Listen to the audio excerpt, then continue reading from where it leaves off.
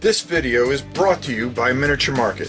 Thousands of board games, miniatures, and paints, discount prices at miniaturemarket.com.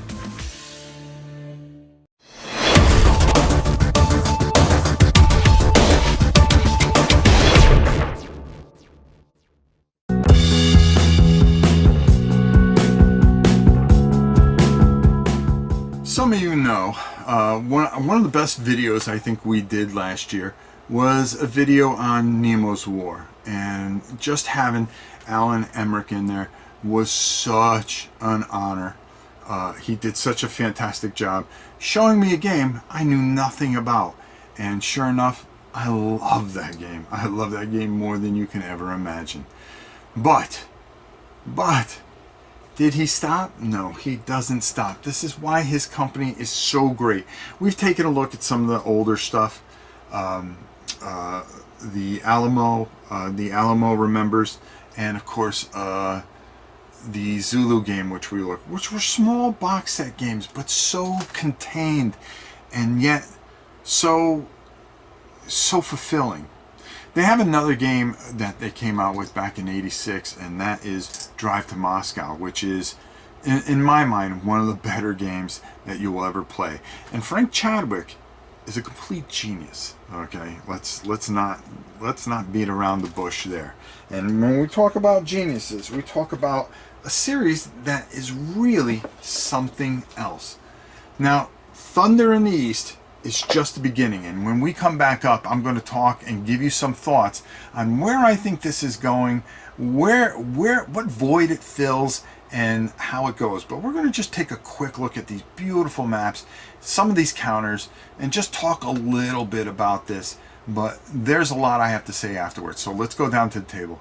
Now I'm quickly going to go through this, and there's a reason for that, because we're actually going to add in, I'm going to take and bring out the map and show you everything that goes with this. Here are the cards for the game, which are of course beautiful. I mean, the quality is just off the charts, and I was so happy I got to play this a couple of weeks ago. They give you boxes so you can put all your cards in, which I think is just brilliant. Bags and stuff, you always need that. Beautiful dice. I mean, look at these dice. These are just fantastic. These are for the Blitzkrieg part of it, which is just so interesting. The scenario book, I mean, look how beautifully done this is. Just put together perfectly with Operation Barbarossa, Typhoon, Case Blue. I mean, just well done, well put together. I don't think you would expect anything else from a Victory Point game, for sure. They always go out of the way. The rule book, of course, gorgeous, easy to understand, easy to follow through, giving you some standard game rules to just run right through this and pick it up as you go. Very beautiful, very just wonderful. A fantastic reference book, just laying everything out the way you would expect it. Cargo sheets, transport sheets, player aid cards, which are just, I mean, look at the quality. Beautiful, beautiful. Thank you, Victory Point. That's all I can say. The morale chart, which plays a pretty big hand here.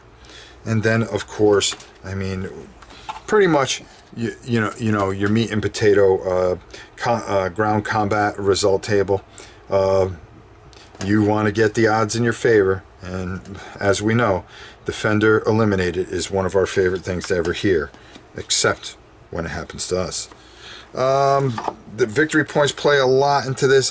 One thing that I really want to show is you have bigger chits for bigger armies, and then smaller chits for the smaller armies.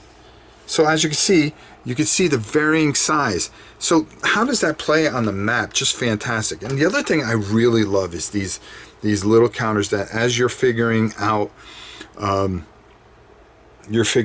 things, if it's 1 to 2, 8 to 1, or 7 to 1, you just put one of these chips down on, and boom, you are off and running. As you can see, everything is just as the units get smaller, the chits get smaller. Ingenious. And let's just be honest, These are rounded out perfectly, beautifully done. You get a ton of charge, that's for doggone sure. And then, of course, we're going to show you, oops, here's our display charts on how things go, and just fantastic. Fantastic. Excellently done. Now, we're going to switch to another look where we're going to show you this map. Now, this is just a tremendous, tremendous map. I mean, just look at how beautiful this is. And I'm trying to give you a scope of just how huge it is. But as you can see, it's just magnificent. And just covers so much ground and is absolutely beautiful in so many ways. I just really love what they're doing and how they're doing it.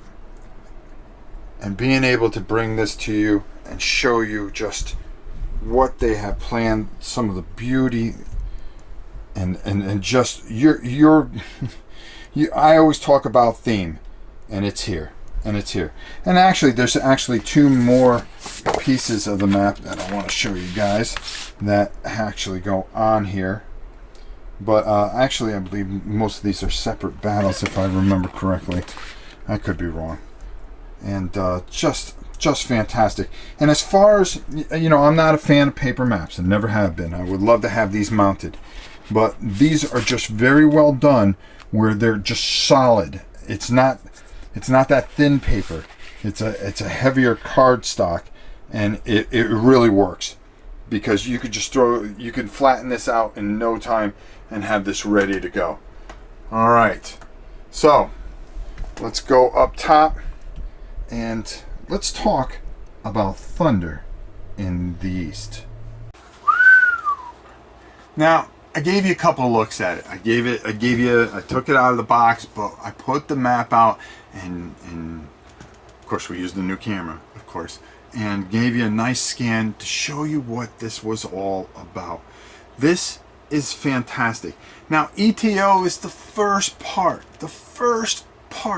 of what is going to be an epic thing, and this reminds me of, if anybody remembers, GDW's, yes, Europa system, okay, where it came out with all those beautiful maps and all those wonderful, wonderful battles. Fire in the East, Scorched Earth, Case White, Second Front, which was glorious.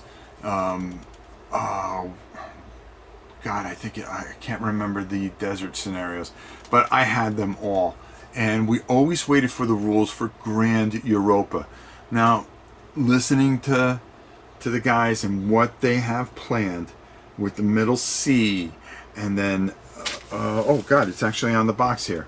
Decision in the West is Volume 3. And then North Fire, Volume 4. And then Volume 5, Victory at All Costs. And then they plan on coming out with smaller sections, an actual Volume 0, as well as a Grand ETO, which means basically combining all these maps and doing something spectacular.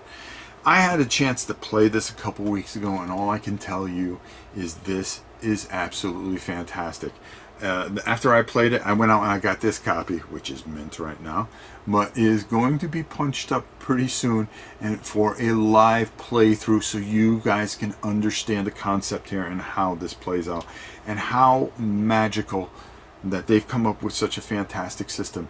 This system is based off the Drive of Moscow, which was a fantastic game, and I'm probably saying it wrong, but absolutely ingenious, bringing it to a greater scale and giving you everything you want. Boy, this was a real good War and Pieces, because we got to take a look at this. Victory Point Games, I am backing you no matter what you do. I'm telling you, you can count on me all the way, because I love everything that they've been doing, everything they've done. This is fantastic yet again, and I can't wait to watch the progression of this, because it's going to replace something that means very, very that means something that's very dear to me. I actually knew one of the guys that did the Europa magazine, and I remember when he passed away, he had a store called Fathers and Sons up in Connecticut, and he was a big component of Europa. And to see this come together, it brings back things, and I'm telling you right now, this is going to be fantastic. And we've got a great game here. Let's enjoy this one and just look forward to each and every installment of this. And it's just fulfilling something that we all needed. Whew. Boy, I said a lot today. Until next time, it's your old pal Rob. We'll see you soon.